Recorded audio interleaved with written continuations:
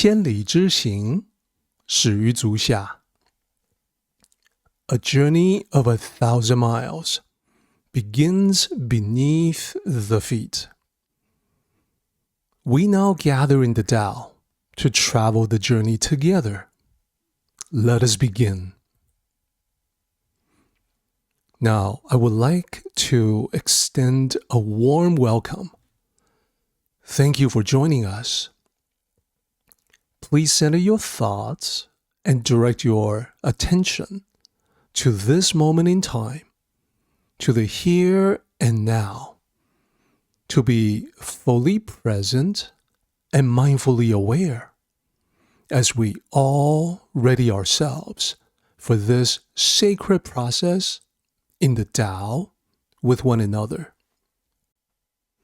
Now, without further ado, let us continue with Tao Te Ching 30. As we discussed last time, the title means contrary to the Tao. It does not mean non-Tao or not the Tao, as the characters may suggest. So, how can we be sure this interpretation is correct and true to the tradition of the authentic Tao? Here is the background information on that. The great Tao includes everything. So, logically, one might ask, how can anything not be the Tao? All are included, the good as well as the bad. Here's why. The sages have always taught that the Tao not only has an all-inclusive nature, but also has a characteristic that is described as flow. This flow has a definite direction. In existence overall, it can be seen as the direction of time's arrow from the past to the present to the future. Never in the opposite direction, except in the mind, in our recollections. In the history of the living things in this world, that direction can be seen as evolutionary changes, life forms adapting to a changing environment. In our own lives, this direction can also be seen as our experience of the gradual unfolding of destiny. If we live wisely, treat others with respect and compassion, we end up creating peace and prosperity for ourselves. We're along the same direction as the flow of the Tao. So we are congruent with the Tao. Those who are unaware of the Tao and unwise in their thinking end up causing harm and bring disasters upon themselves. For them, life becomes contentious, life becomes miserable, full of suffering. Thus, they live contrary to the Tao.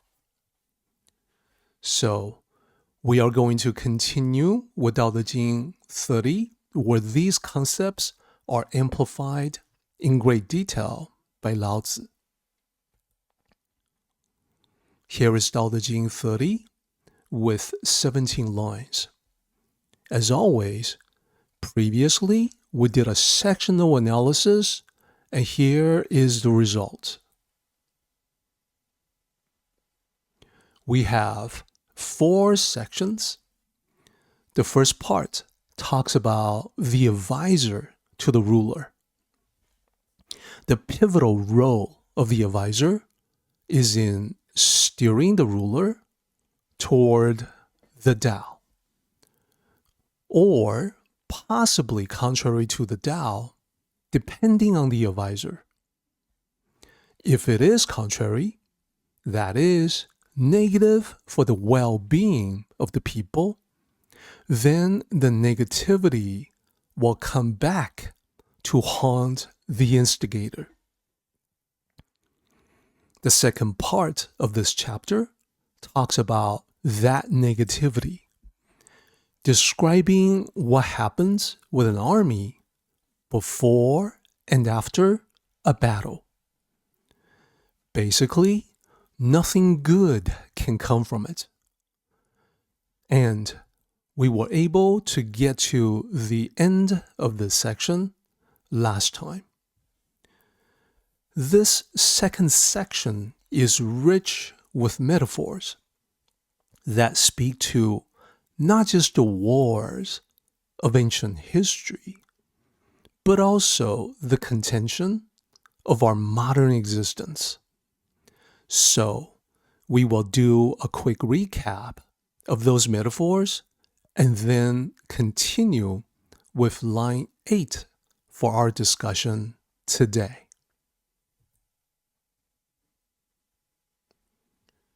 So this is the slide where we ended last time. It is a summary of the metaphors from Lao Tzu for the second section. All of these metaphors spell out why it is such a bad idea for an advisor to talk the ruler into using the military, the soldiers, to dominate the world. Clearly, it is contrary to the Tao. Specifically, Lao Tzu says, the military, the soldiers, the place where they camp, that serves as a metaphor for us in the mindset of aggression. If we harbor hatred in the heart, we have set up camp for the soldiers who are ready to fight. That is, we're ready to argue with someone else. We're feeling aggressive. We're feeling like we want to get into a shouting match. Then, Lao Tzu talks about thistles and thorns at the camp. This represents internal resentment and malice, the poison we hold within that poisons us before it harms anyone else. Like the thistles and thorns, pricking, injuring the soldiers even before the battle begins. Then, Lao Tzu talks about the aftermath of battle, following the great army. This maps to our lives whenever we've had contention, arguments, personal battles with someone else. There is always going to be an aftermath. It's never pretty, to say the least. Lao Tzu says, after the great army has passed, there must be an inauspicious year. Mapped to our lives, this is really talking about how the negativity of conflict will linger long after the fight or argument is over and done with. I think as we look upon our lives, we have all seen cases where these metaphors are 100% accurate. So, now the important question: how can we not be contrary to the Tao? How can we flow with the Tao instead? That is the focus of the next section, and it is where we pick up our discussion today on line 8. This is the truly important part. Line 8. A good commander achieves results then stops. I would like to begin with the character 果, which is in the middle of this line, the third character. 果 usually means fruit, but here it means results. Now, that is not a stretch. It is very similar to the English expression about the fruits of one's labors, meaning the results of one's labors. We also say things like, hard work has come to fruition. So it is common for us in English to link or connect fruit with results. So here it is the same. The actual meaning is the outcome or the completion of a task. Thus, the translation from ancient Chinese to modern English reflects this linguistic match of East and West. So, a good commander achieves results, 果, then stops. Aligned with the Tao, the commander completes an objective. Stops is to say without excessive actions, without anything that goes on after the conclusion of the action. It's talking about actions that are crisp, no nonsense, that tie up loose ends, do not drag on. The mission comes to a definite end when it is accomplished, because the action was precise. And the action was one that seeks to limit collateral damage as much as possible. Therefore, using minimal force, only what is required and nothing more. Only what is required to bring things back into balance. There's no indulgence, no escalation, no aggression driven by momentum. So it is the exact opposite of rulers who continue on to push after victory and cause unnecessary harm. Line 9, and does not dare to reach for domination. The good commander stops and does not reach for domination. Domination arises from the desire to expand on an advantage. And it is true, every victory brings the temptation to do more and go further. What do I mean by that? Well, think about what happens after a side in battle has won. There's a temptation to punish and inflict pain on defeated rivals. Like, how dare you oppose me? There's also the temptation to exploit and rule over the conquered people. We have seen this in history time and time again. So the good commander aligned with the Tao, not wanting to do this, it means being wise. This is not being timid.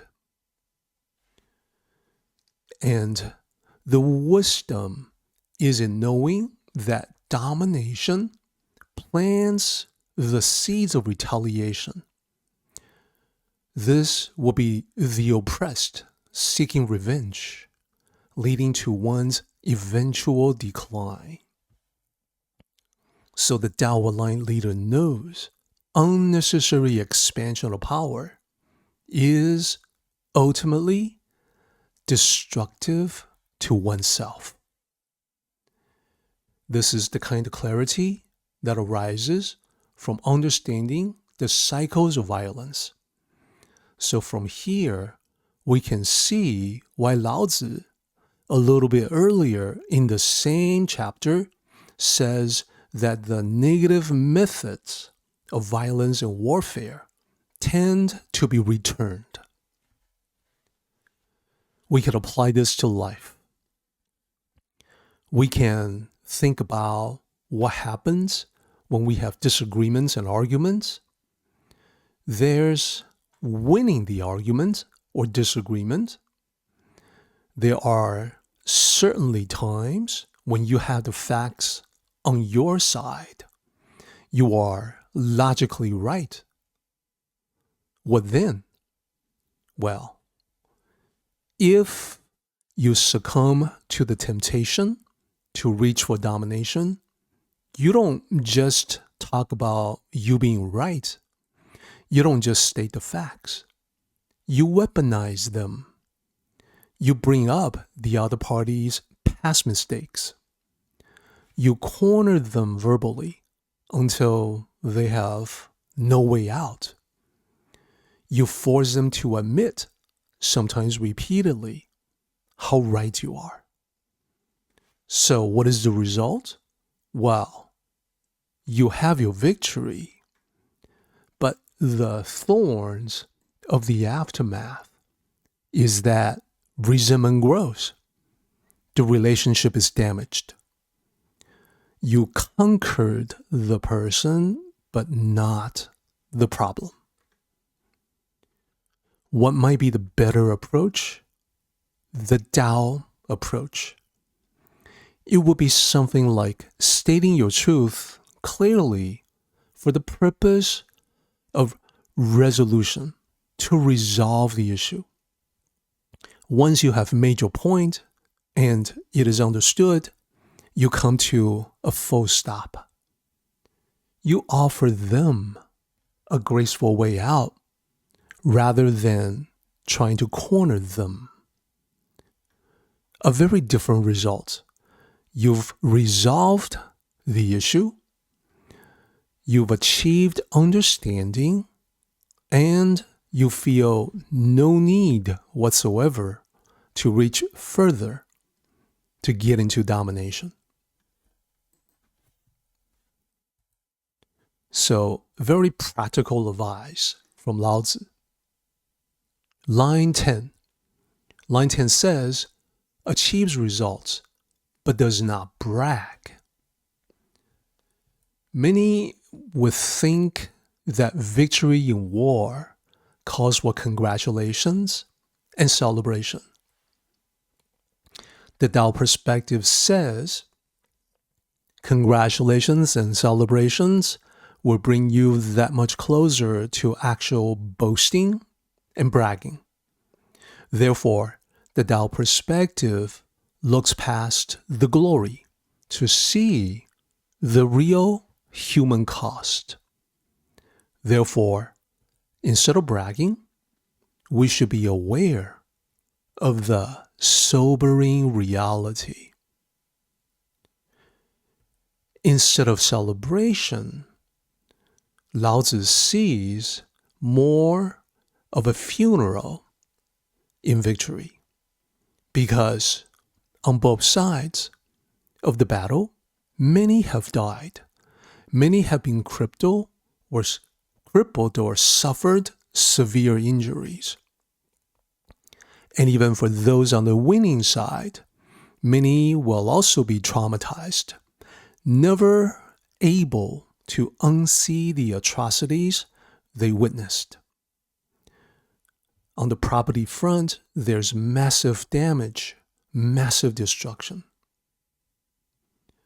So for all of these reasons, in chapter 31, the one right after this chapter, Lao Tzu ends with these lines. Those who have been killed should be mourned with sadness. Victory in war should be treated as a funeral. So this is making it explicit and clear and emphatic. Although the achievement of an objective could be regarded as important, remaining humble and compassionate was even more important in the Tao. And this is another way that we can tell our interpretation of this chapter is true to the Tao. Just by looking at chapter 31, we see the concept being reinforced and emphasized in a different way that's also relatable. Line 11. Achieves result but does not flaunt. This is closely related to the previous line, and it is also in reference to the commander who is aligned with the Tao. So in our world, the thinking is not necessarily from a Tao perspective. Usually, it is not. So we have seen oftentimes in our world that the victory parade is something to be expected for the winning side. In the Tao perspective, we see it differently. A parade would simply be flaunting in a different way, because it's a public display of assumed superiority. It is shaming and humiliating the defeated. I completely understand that people would prefer to focus more on the celebration aspect of it. Good thing we won. Good thing we have many soldiers who came back safe and sound. But as with all things in the world, you cannot cleanly divide out the things you want to focus on from the negative consequences that are also just as prevalent. So, without the Tao, the tendency is to be loud and to show off in victory. With the Tao, it's the opposite, quiet and reserved. This is true whether on the battlefield of ancient times or in the lives we live today. Flaunting in victory is always going to be contrary to the Tao. It gives rise to resentment. And that just in the present moment. It creates hostility that will persist. It poisons relationships, and that's not just in the present, but also down the road in the future. It plants the seeds of retaliation against you. Therefore, all of this will ensure your victory will be temporary at best. Line 12. Achieves result, but is not arrogant. Here we have the third line in a set of three that all refer to the Tao-aligned commander. In our world, oftentimes not aligned with the Tao, we see winning closely connected to arrogance. This line says, achieves result, but is not arrogant. The commander leading troops into battle who understands the Tao will be humble instead of arrogant. Because in the Tao, the commander understands the battle was the result of the failure to maintain peace. Indeed, every war in history resulted from failures to keep the peace, to prevent conflict and foresee negative consequences while the cause of potential battle was still small. So, that being the case, the failures would not be anything to be proud about. In other words, having to fight at all indicates something had already gone terribly wrong. This is also true in our lives. Being able to see the cause and effect relationship would make it impossible for one to be arrogant. Hence, this bullet point. In life, our conflicts with others also result from our own failures. Even though we usually have the tendency to blame someone else, we cannot help but be part of it. So with this awareness, we can see that, first of all, arrogance due to victory blinds us to possible dangers. The flip side is that humility, even in victory, will preserve stability. So, as I said, this is the third line in a set of three. The first group of three lines addressing the same thing, that is, being too full of oneself when you win something. It's just like when we talk about how you can get so hyped up, so pumped up, that you lose your head. That's how we would describe it in modern times. In ancient times, there is a story that perfectly encapsulates this concept. Let me share it with you. No bragging, flaunting, or arrogance. Once upon a time, in ancient China, more than 2,600 years ago, during the spring-autumn period, which was right before the Warring Stage period, there was a rivalry between the kingdom of Jin and the kingdom of Chu. The rivalry erupted into open conflict. The clash was fierce and bloody, but in the end, Jin suffered a crushing defeat, while Chu emerged victorious. After the battle, some of the Chu generals, intoxicated by triumph, proposed a grim monument. They wished to heap together the corpses of the former enemy's fallen soldiers to form a towering platform of skulls. This macabre structure, they argued, would serve as a commemoration of true victory and also as a reminder to Jin of defeat.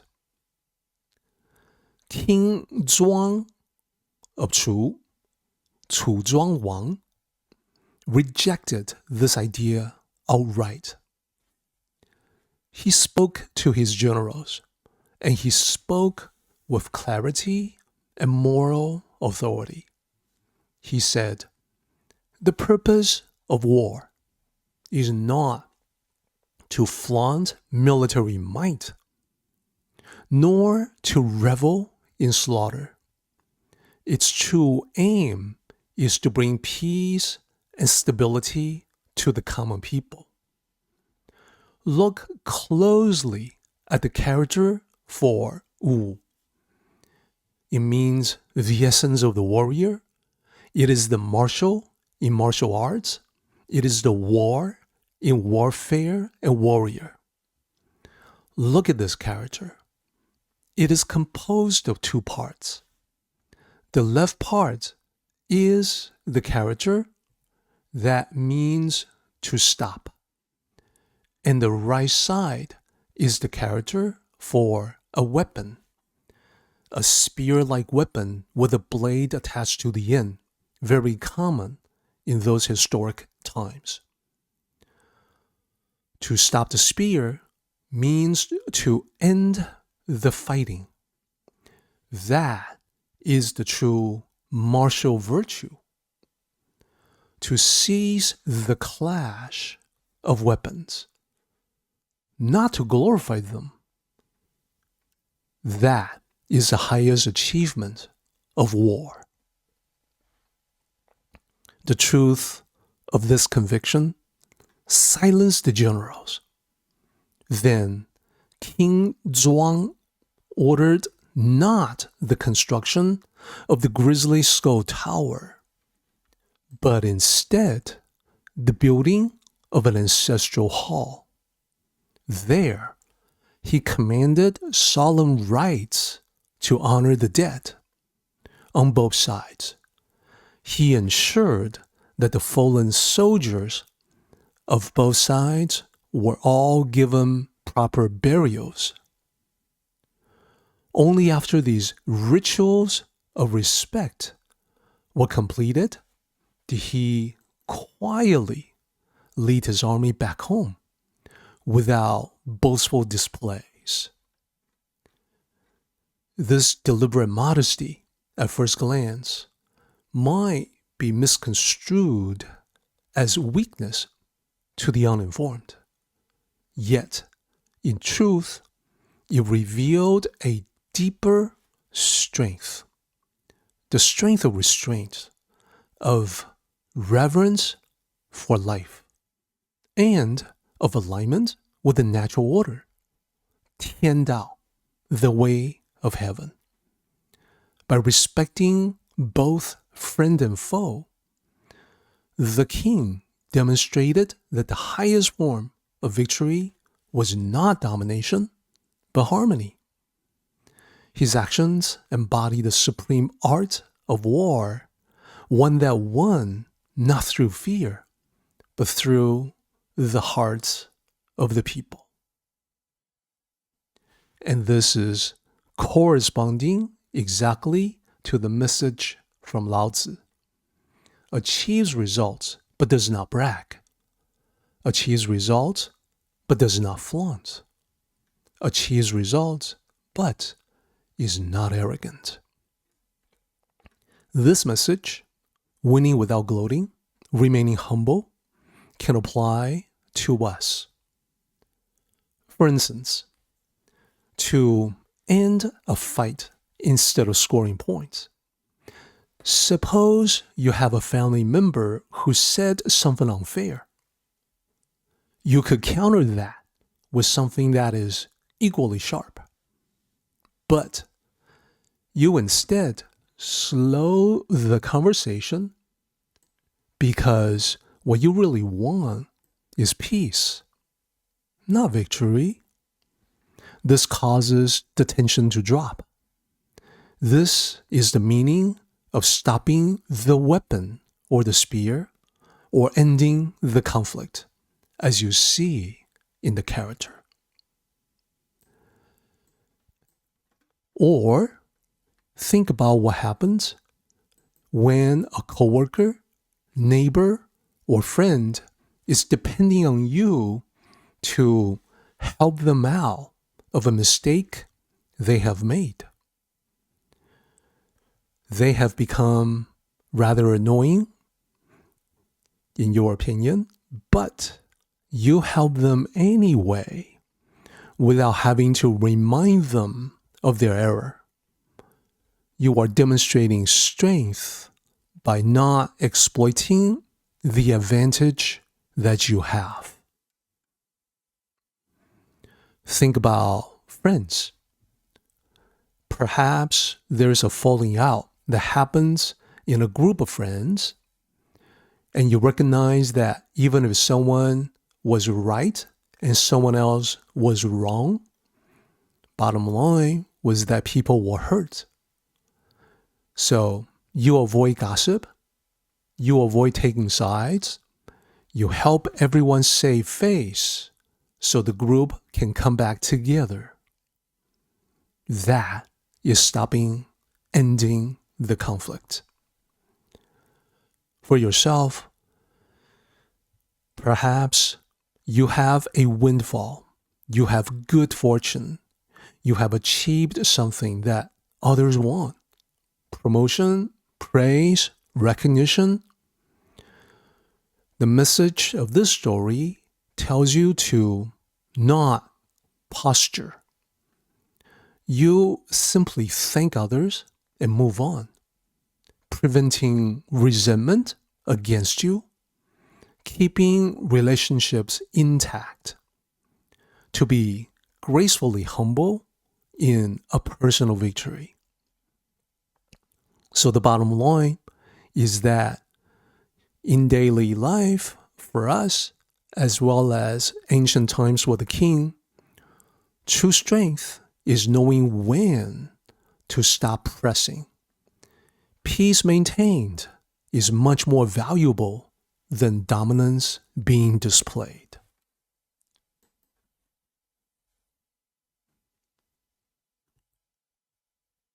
Line 13. Achieves results, but only out of necessity. So this is the fourth line that starts with 果, meaning fruit, but actually results. So only out of necessity means conflict must always be the last resort. Only when you have no choice. If you're backed into a corner, you have to fight to survive. But even then, a Tao cultivator would reflect upon the mistakes that caused you to walk into such a trap where you have no choice. A Tao cultivator will resolve to do better in the future, to be more aware, to do more to prevent such fights from taking place again. Second point here is a recognition that violence is regrettable, never admirable. Now, I know that people looking at this in a setting like this will say, well, of course, I know that. But consider this. This idea we're looking at here, violence is never admirable. It is contrary to how most of the world thinks.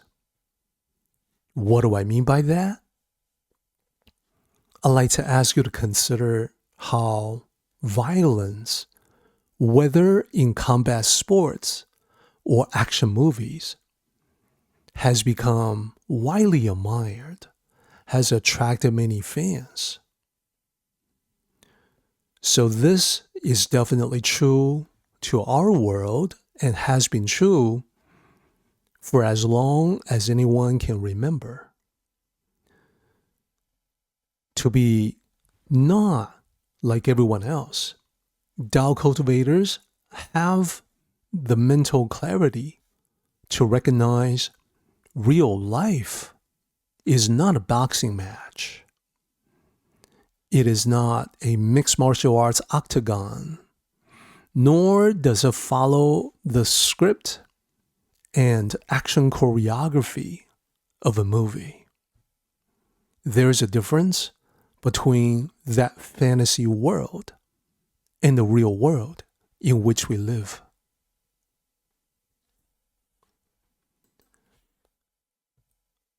Next point. The Tao-centric warriors in ancient times never relished bloodshed. It is absolutely certain that they possessed deadly skills. Many of these Tao-centric warriors were undefeated champions of their time. But they always knew the highest triumph was restraint. The most powerful weapon was mercy, and true mastery was in ending a conflict before it even had a chance to begin. So, the Tao cultivator, taking a cue from this, in modern times, they would take effective actions in contention only when absolutely necessary, and as I said, they would reflect upon their mistakes. They value and prefer the greater victory without battle. So, how can we put this into real life terms? Think about what happens in a crisis situation of physical conflict. Now, the Tao cultivator would attempt to extract himself or herself out of the situation, perhaps pushing someone back just enough to escape their grasp in order to retreat and disengage. When it is other people who are about to get into a conflict, you would intervene when you see their mistake is about to cause catastrophic, non-reversible damage. So, the action that you take out of necessity is defensive, not punitive. You want to stop the harm, not to win the encounter. You achieve the results you're looking for, which is going to be safety and stability. And you exercise care not to overreach, not to do too much. Next line. Line 14. Achieves result, but does not dominate.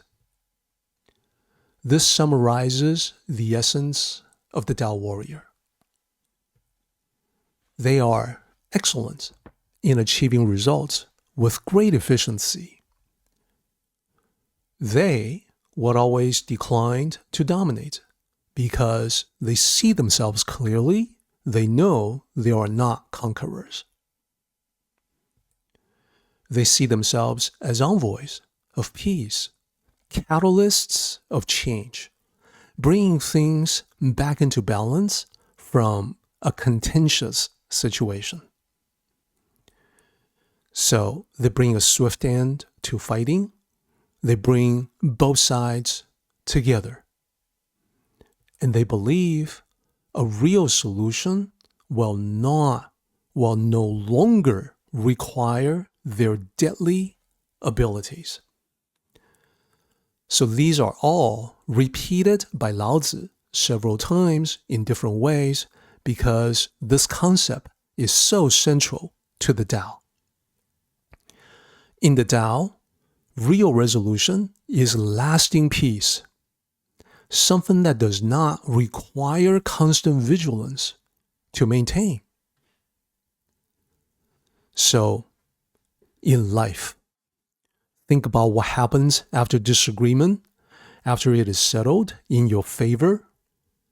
Without the Tao, you would rub it in.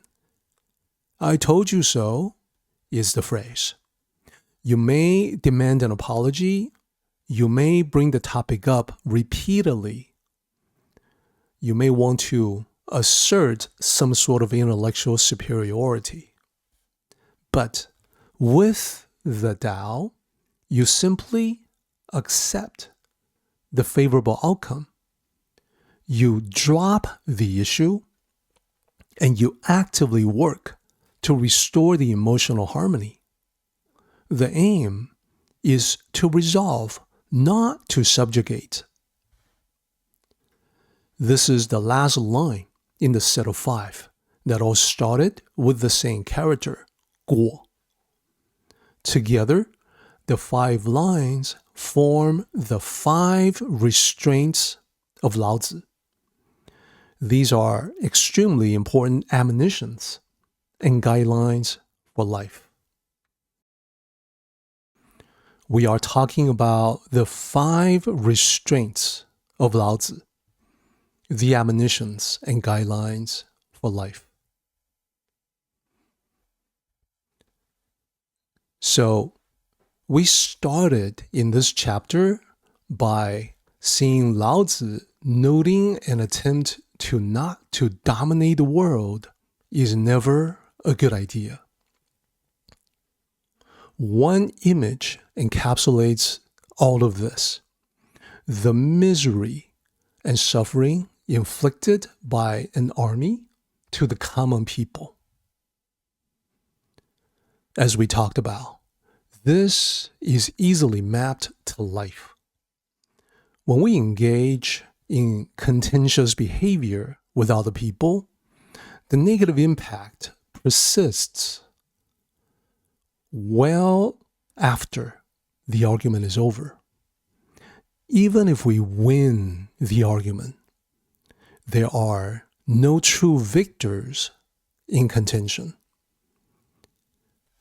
So the inauspicious year we talked about represents the overwhelming negativity and resentment that will linger, affecting everything we do. Now, all of this does not mean we give up, do nothing, or remain passive in life. Sometimes people say that and think it is the wisdom of Wu Wei. But contrary to this misunderstanding, there is a proactive, dynamic aspect to living the Tao as well. It is all about getting things done, or, as Lao Tzu calls it here, achieving results. There is absolutely nothing wrong with that. What Lao Tzu would want to provide to us as admonitions are specifically reminding us that we can do everything we want in life. We can have success, achievements. We can hit all of our personal objectives without ever getting too full of ourselves. So, this kind of achievement also protects and enhances the harmony in life. It begins with do not brag upon successful achievement. Why not brag from the Tao perspective? Well, it is quite true that doers don't talk and talkers don't do. In the West, sometimes we hear people say, the show horse is not the workhorse. Real experts in any field of human endeavor tend to go about their business quietly. They prefer to refrain from boasting. In a similar way, Tao cultivators prefer to move on from an attainment and not brag about what they have attained. This is closely related to the second admonition, do not flaunt. To brag is to talk about what you have won. To flaunt is to show off the victory. Both are contrary to the Tao. In the Tao mindset, when you achieve specific favorite outcomes, you have an expanded perspective. When you learn something, achieving a small but meaningful personal victory, you see there is more to learn. In winning any kind of personal victory, you see more that is possible. The field of your vision expands. You can discern the next level beyond where you are. Therefore, rather than to flaunt or brag about what you have done, your mind is already focusing on the next objective, the next level, the next challenge to yourself. And this leads to the third admonition. Do not be arrogant. This is the overall admonition that includes the previous two. So together it is, do not brag or flaunt or be arrogant in any other way. This is important because one can manifest arrogance without uttering a single word or showing anything. Think about the times when you have seen someone walking around with a smug expression, what people call sporting an attitude. They may not say anything about what they have done, but the expression says it all. And you would then think Lao Tzu has a point to say, do not be arrogant in ways other than bragging and showing off. The fourth one in this set is only out of necessity. Specifically, Lao Tzu was talking about the use of force in conflict resolution. So we know Tao cultivators tend to be very resourceful individuals. They are able to use force effectively. But despite that, they will always decide on harmony, on diplomacy as their first option. So, as we have talked about, force being the last resort only when there's no other choice. And even then, only the minimal force that is necessary. Not one iota more. We can also note here that this is an important difference between the Tao of peace and pacifism. They are not the same. Lastly, do not dominate. So when you win something, there is no rubbing other people's nose in it. In resolving a conflict, a Tao cultivator will always remain respectful after resolution. Never any attempt to humiliate anybody. And always giving the other side a graceful way out in order to preserve dignity for all. So everything we are talking about here in the central column can be encapsulated in this image to the right. A good commander is humble in victory. There's no pressing an advantage. There's no attempting to exploit the situation. There is only a natural compassion that compels caring for all. That is, your own side as well as the other side. Applied to our lives, this means you do what needs to be done and remain mindful to mend broken fences, repair the relationship, to forgive and forget. Or, as Lao Tzu would say it, achieves results, but only out of necessity, achieves results, but does not dominate. Line 15. Things become strong, then get old. So, this is a pattern that ancient sages had long noted out in nature. It could be seen anywhere. They looked at nature, they looked at trees, they looked at plants, they looked at animals, and they saw the pattern of things becoming strong and then get old. And not just about living things that transition to maturity and then old age. It is observed in human beings as well, because we're animals too.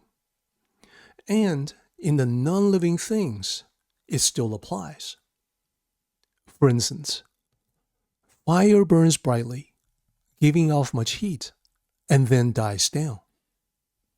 So, what grows too strong will soon wither.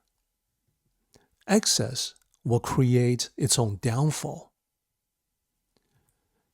So as I said, we ourselves are included in this pattern of the Tao, making it very relevant to us.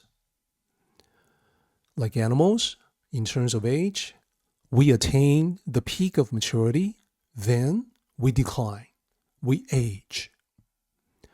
In terms of personal interactions, in terms of conduct in human society, those who push aggressively tend to exhaust themselves. This is another way to see the line. They grow strong and then they get old. So, to summarize, this applies to so many different aspects of life. Certainly, all the myriad things out in nature. It applies to all the empires throughout history. All external aspects of your world. People in leading positions. It applies to projects, events, basically everything. It also applies to all internal aspects of your mind.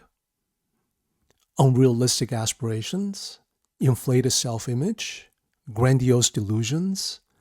These are things that grow strong, then get old. Line 16. This is called contrary to the Tao. Extremes and excess are always going to be contrary to the Tao. We have talked about different manifestations of arrogance. We have talked about domination. So for this chapter specifically, with the military metaphors, domination leading to destruction can be seen as the very opposite of harmonious triumph. Definitely, we can see this in our world today. There is no shortage of examples, whether we're talking about the personal level or society overall. We can see it in the people around us and in the news. Growing up, we have seen how domineering bullies learn their lessons or decline quickly. We have seen cause and effect. At the national and global level, they can take longer to manifest. But history tells us the pattern is the same. Our observations remind us why we must follow the Tao. Now, I want to draw your attention to this line, specifically the last two characters, 不道.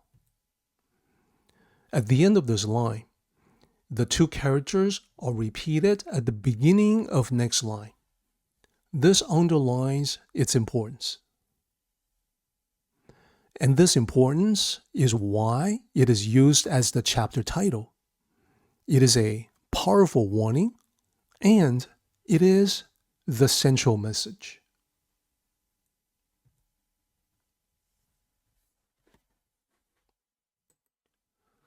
Line 17. That which is contrary to the Tao soon ends. So the last line of this chapter concludes the set of 3 lines as a warning. Things become strong and then get old. This is called contrary to the Tao.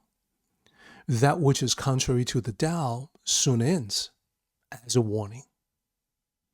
It is one of the foundational concepts in the Tao. The same warning also appears at the end of Tao Te Ching 55. It says, things become strong and then grow old. This is called contrary to the Tao.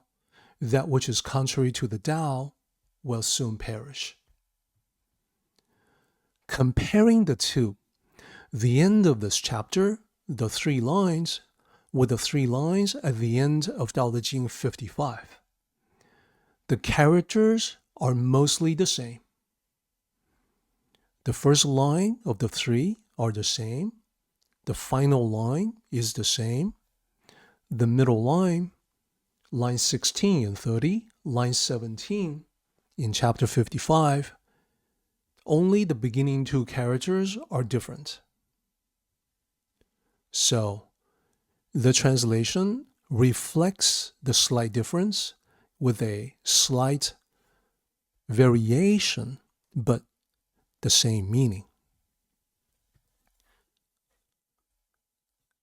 And let me just note here that the end of this chapter and the end of chapter 55 are nearly identical in expression.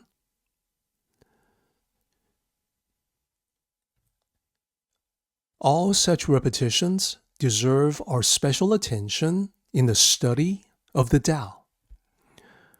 We should bring this concept together with the ideas leading up to it and create an overall illustration to capture the totality of the message that was sent by Lao Tzu to us from 2,500 years ago to this moment in time. So, let me address the reason why this is the foundational concept first. The Tao is persisting because its nature is everlasting. The very beginning of the Tao Te Ching speaks to the eternal, constant Tao. So everything that is congruent with the Tao will also be lasting. For instance, people who live in accordance with the Tao of health will enjoy a natural, healthy kind of longevity. They last. The flip side is what Lao Tzu is talking about in this chapter. Everything contrary to the Tao cannot last. It comes to an end quickly, but it is entirely due to its contrary nature to nature itself. It is not due to any kind of smiting punishment from a wrathful deity. So I want to make sure we hold the dichotomy in our minds as we look at the illustration that summarizes everything.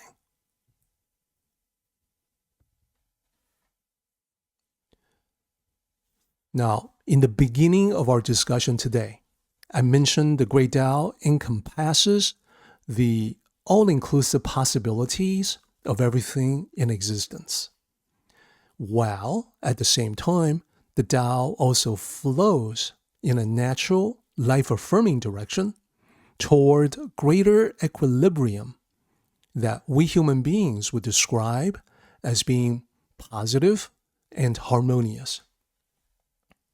When we study the Tao, our purpose is to discern this positive direction. We can identify what flows with it, what struggles against it. This chapter is the second part of that equation.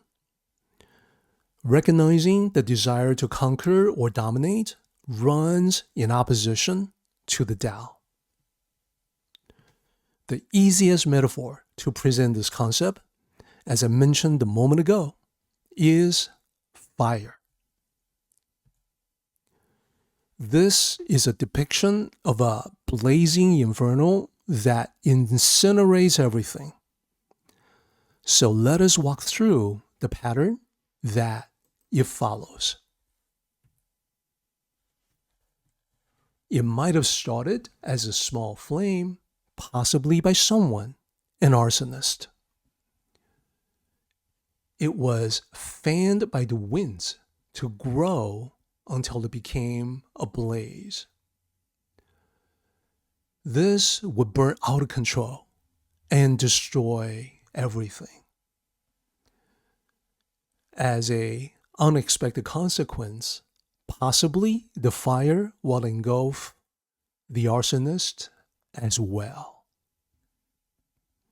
So how does this correspond with what Lao Tzu has expressed at the beginning of this chapter?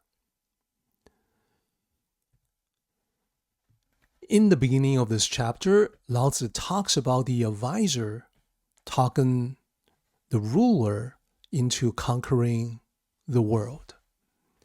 So the attempt for creating an empire to expand from a kingdom through conquest into an empire, it might have started out as the hint of a desire in the ruler. But just like the small flame fanned by the winds, the words of a warlike advisor turns it into a blaze. The ruler embarks on the path of domination, burning, destroying everything. But then such methods tend to be returned, so unexpected consequences circle back. What is the likely end result? Well, before we get there, we can compare the wildfire with the attempted beginning of the empire, and we can see a remarkable correspondence between the two. The ruler, lacking of judgment, is like the fire burning out of control. And the ruler suffers the negative consequences. With the fire, this represents the death of the fire burning out and dying down. We know this is inevitable. The fire consumes everything in its path. As it progresses, there's less and less fuel, less to burn. So the fire diminishes in extent and intensity until there is nothing left. It has died out. That which is not congruent with the Tao, contrary to the Tao, will soon end. So, same with the ruler. The ambition to build an empire will increase, continuing to consume. But internal issues slow down the expansion. It cannot be sustained. The power of the empire diminishes greatly, just like the fire starting to wind down. Eventually, the empire falls, like the dying out of the flames. The domination has come to an end. So either with or without intervention, this is how the fire and the empire will end. It cannot continue on indefinitely. So this is contrary to the Tao. How can we do better than this? How can we avoid the fate of the wildfire or the empire that must invariably fall? So the wars waged by ancient kings, as I said, correspond to our own conflicts with others. Through this lens, we see the fate will be similar. That is to say, the eventual fate of the wildfire will be similar to the failures in life suffered by those who seek to aggressively dominate others. So we now understand how to avoid such a fate. First, we recognize there's nothing wrong with the fire itself. It can be greatly destructive or greatly useful. It all depends on the hand that wields the tool, for good or bad. We can control the fire with moderation and balance. We can use the 5 restraints to achieve without bragging, flaunting, or arrogance, to act only out of necessity, and to refrain from domination. We end up with what is depicted in this image. When we follow the Tao, we achieve results, make use of fire. We enjoy the goodness, the warmth and light, without risking the danger of total destruction. So, this just means, in real life terms, we safely start a fire, we keep it going, and it continuously gives us the much needed warmth against the cold, as well as the much needed illumination against the darkness. This is in fact what we all need more than ever now in our world today. So, with this, I think we have all gained a new appreciation for the final lines of this chapter. Things become strong and then grow old. This is called contrary to the Tao. That which is contrary to the Tao soon ends. This concludes our line-by-line analysis of Tao Te Ching 30. We are now ready to do the paraphrase and demonstrate our understanding of its meaning.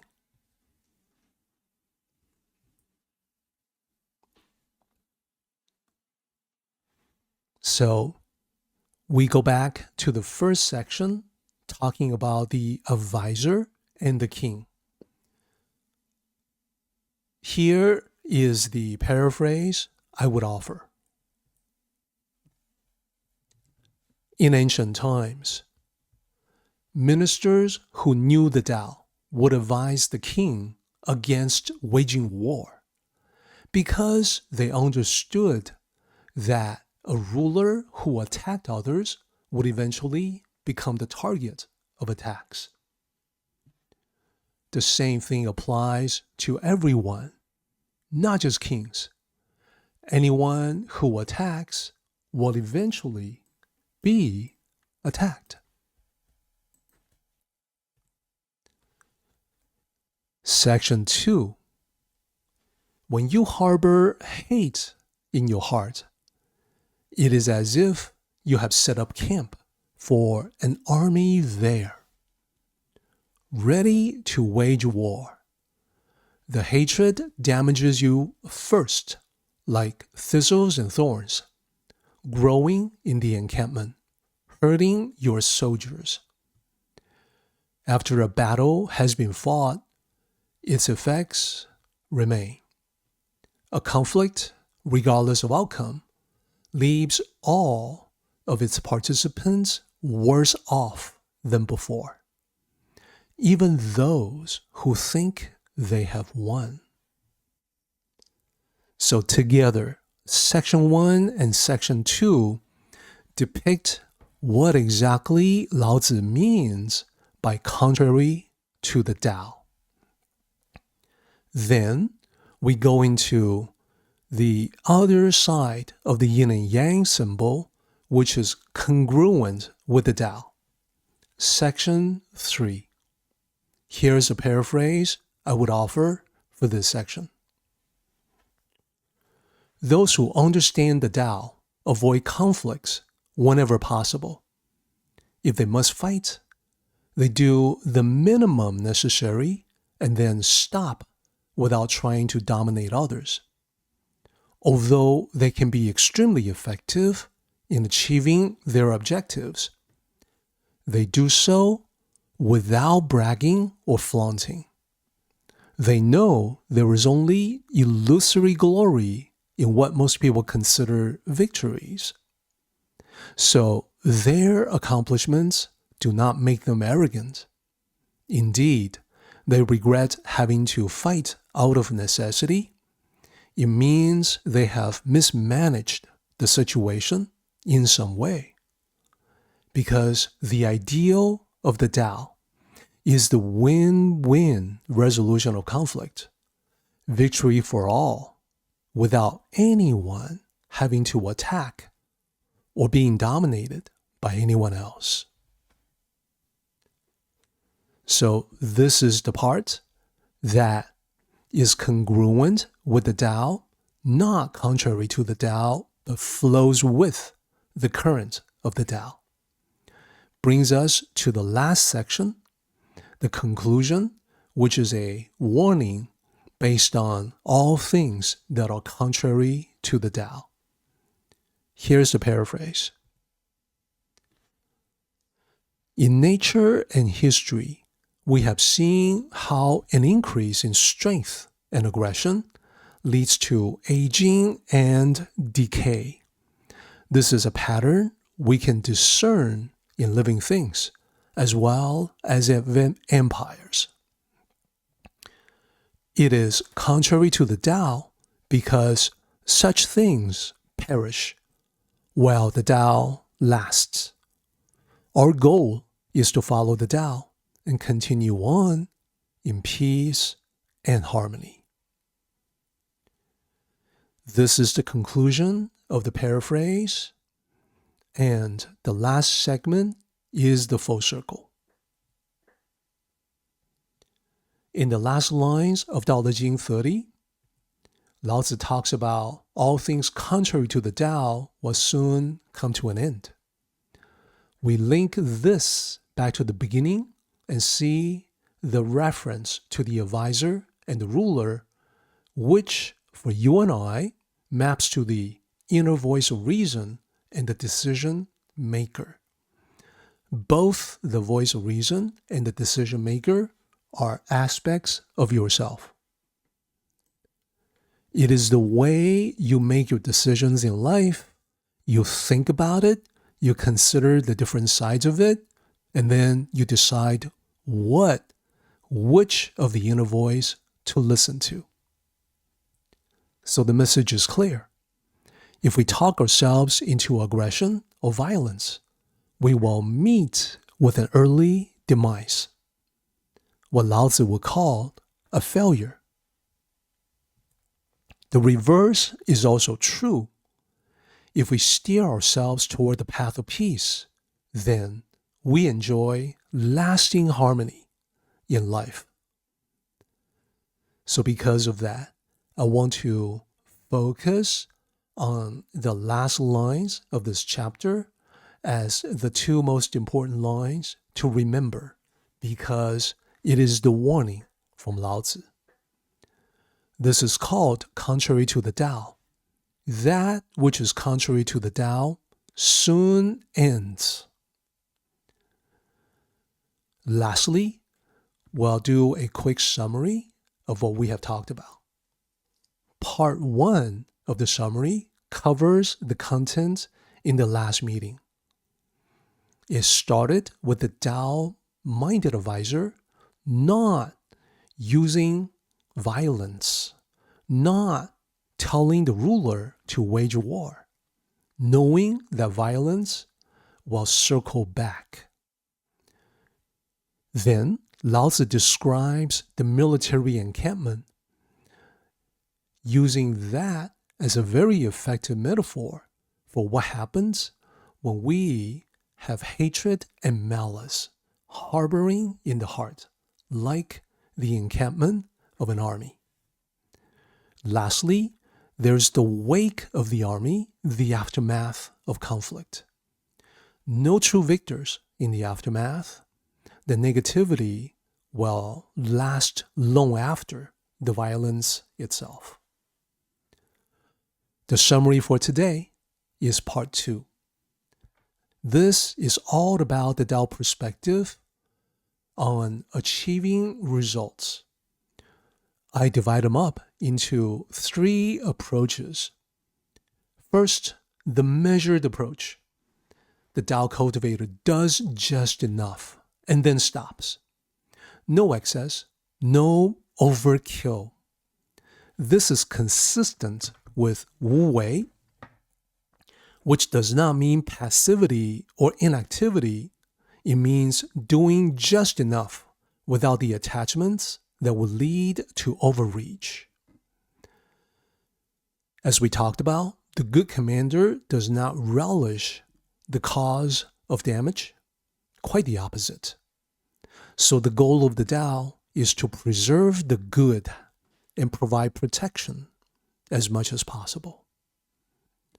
So let us all remember, true strength lies in balance and knowing when to stop. The second approach is the humble approach. Whatever action that was necessary to end the violence is stemmed from necessity, not a quest for glory. No victory lap, no parade upon reaching success. No bragging, no flaunting, just the sober realization that the result was attained at a cost. In the battles of ancient times, the cost was human lives, injuries, destruction. In our lives, conflict resolution always brings the aftermath of negative feelings. The above realization will lead all of us naturally to humility, away from arrogance. Lastly, it is the harmonious approach. So the above, the lack of arrogance, the lack of domination, that is what enables true harmony. The goal is to mend broken fences, repair relationships. There's no blame game. There's no recrimination. There's no, well, you started it. There's no, well, this was all your fault. There is forgive and forget. Let the past be the past. Focus on building a better future.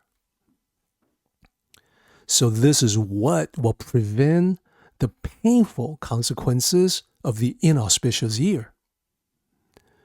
There is simply no need to have the misery and suffering be inflicted on anybody. Share the Tao. For easy access to Tao resources, visit my website, dereklin.com. There, you can click on links and see everything listed, such as Taoism.net, information about the Tao and this meeting, our Facebook community, a place to discuss the Tao with fellow seekers, our YouTube channel, recordings of all our previous meetings, my Amazon author page, books and audiobooks for further exploration. You can go directly to this page at dereklin.com/links. When you see the benefits of the Tao in your life, share your experience through comments in Facebook and share these resources with friends who may also benefit. If you find my books or audiobooks to be helpful, please post your reviews on Amazon to guide others to the Tao. If you have connections to prisoners interested in the Tao, contact me through Derek Lin Books on Facebook, and I will send my books to them free of charge. This is the path that I am on, so I can say sharing the Tao has transformed my life in incredible ways. I would like to invite you to come along. Let us travel together on the path in the journey of life. Our meeting has come to an end, but the journey continues on. Let us all travel safely so we can meet again. Until next time, may the Tao fill you with peace and happiness. Thank you, everyone. We are done for today. Have a great week, and I will see you in the next meeting. Bye for now.